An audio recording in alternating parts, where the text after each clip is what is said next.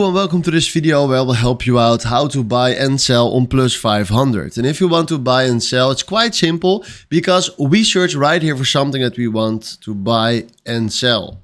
So let's search right here for Ethereum. There we go. And then we are having Ethereum right here and we want to buy. Then what we're going to do is we select right here buy, or on the right you can select buy. And then we fill in right here how many contracts we want to step in. So let's say 0.10. Then you can find right here the value.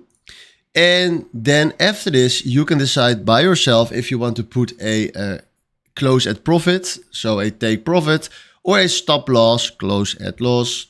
For your trade, if you want to do that. So you can enable right here and then fill in how much. And then after that, the only thing that you need to do is click right here on buy. And now it's loading and there we go. You see right now that we are having a buy position, a long position on Ethereum. If you want to sell, we go right here to sell again, fill in right here with how many contracts. So 0.10 is fine. Go to set limits to put a take profit or a stop loss on it to do on risk management. And then we can click right here on sell.